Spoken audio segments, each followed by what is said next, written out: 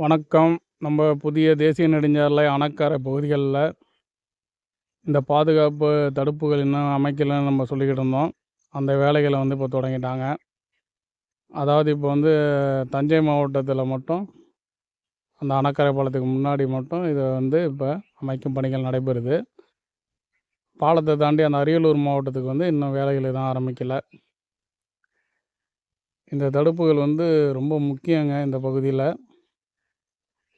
நம்ம அணக்கரை பாலம் திறப்பு அப்போயே இந்த தடுப்புகள் பற்றி நிறையா பேசியிருப்போம்.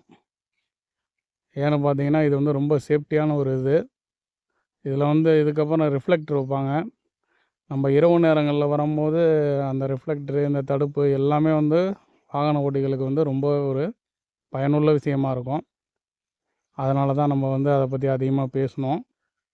இப்போ நம்மளுக்கு தகுந்த மாதிரியே இந்த பணிகளை ஆரம்பிச்சிருக்காங்க. அதாவது ஓரளவு இப்போ பணிகள் ஒரு 80% கம்ப்ளீட் ஆகிருக்கு. இன்னும் பணிகள் இந்த பக்கமே இன்னும் பணிகள் நிறையா இருக்குது. இந்த பாருங்க, இதோடு முடிஞ்சிருச்சுங்க. அவ்வளோதான்.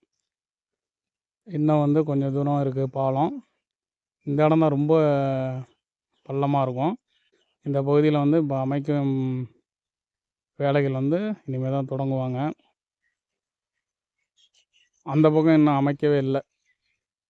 பாலத்தை தாண்டிட்டோம்னா அரியலூர் மாவட்டம், முன்னாடி தஞ்சாவூர் மாவட்டம் உங்களுக்கு தெரியும். அதனால் அந்த பக்கம் இன்னும் அமைக்கலை. இன்றைக்கி டெம்பரவரி செக் போஸ்ட் இருந்துச்சு. அதை எல்லாம் வேனு, பஸ்ஸு அதெல்லாம் நிப்பாட்டி இது நம்பர்லாம் நோட் பண்ணிக்கிட்டு இருந்தாங்க. ஓகே, நன்றி, வணக்கம். சப்ஸ்கிரைப் பண்ணுங்கள், வீடியோ ஷேர் பண்ணுங்கள்.